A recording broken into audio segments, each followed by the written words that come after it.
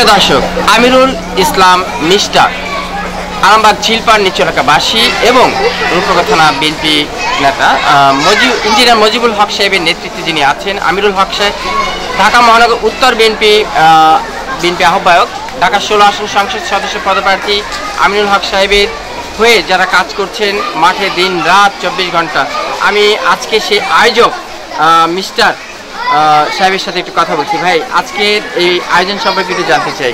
এই যে বেগম খালেদা জিয়া সুস্থতা দাবিতে আমরা সবাই মাঠে আছি, আপনিও আজকে দোয়া মাহফিল করেছেন, দীর্ঘ 17 বছর বাইরে ছিলেন, পলাতক ছিলেন, আজকে কেমন আছেন বলেন? আজ আমি এবং আমার এই এলাকাবাসী, আমরা যারা বিএনপি পরিবারের সদস্য, আমরা তো অ্যাকচুয়ালি 17 বছর এলাকায় ঢুকতে পারিনি, বিভিন্ন জনে বিভিন্নভাবে মামলা খেয়েছি।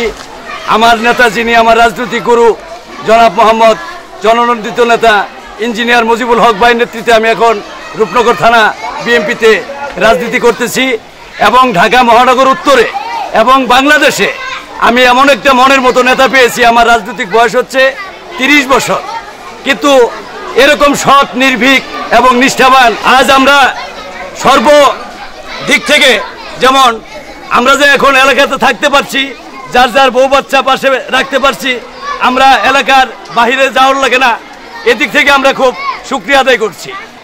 আল্লাহ পাক যেন বেগম খালেদা জিয়াকে আমাদের মাঝে ফিরিয়ে আনেন। আমি এই বলে আমার বক্তব্য শেষ করছি এবং আমরা রূপনগরবাসী এবং ঢাকা 16 আসনের যারা বিএনপি পরিবারের লোক, আজ আমরা খুব ভালোই আছি।